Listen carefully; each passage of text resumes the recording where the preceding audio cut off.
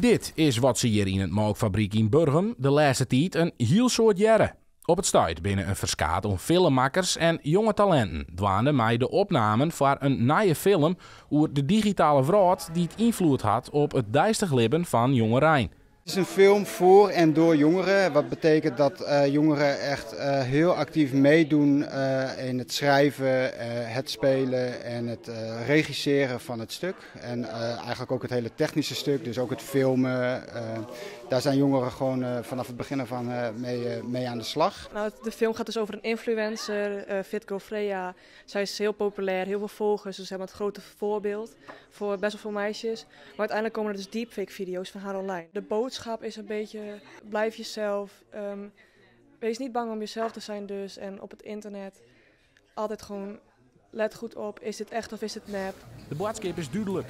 Pas op voor de negatieve invloeden van de digitale levenswereld, als bijgeleaks deepfakes.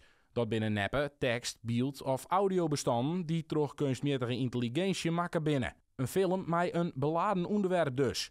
Maar hoe binnen de filmmakers eens op dit idee kwam? Vanuit Keren Welzijn, Ali Klompmaker en ik om tafel gingen van ja, we willen eigenlijk iets doen met de digitale leefwereld van kinderen en jongeren hier in de regio. En ja, hoe kun je dat het beste gaan vertellen, het verhaal? Nou, door een film te gaan maken. We hebben gewoon heel veel gepraat over van wat doen jullie nou online en hoe ziet dat er nou uit, pesten, cyberpesten en ja, welke apps gebruik je wel, welke apps gebruik je niet. En dus ja, sommigen zeiden bijvoorbeeld dat ze best wel onzeker kunnen worden over hun uiterlijk.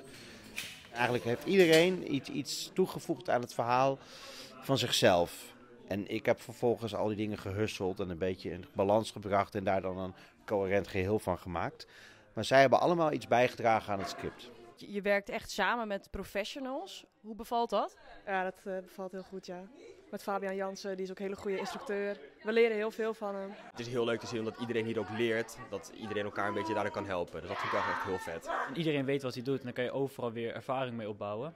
En ik probeer ook, noem dat, een goed begin te maken voor mijn carrière. Dan hopen we dat we de première van de film kunnen hebben op 6 juni. Ja, en dat wordt echt een feestje.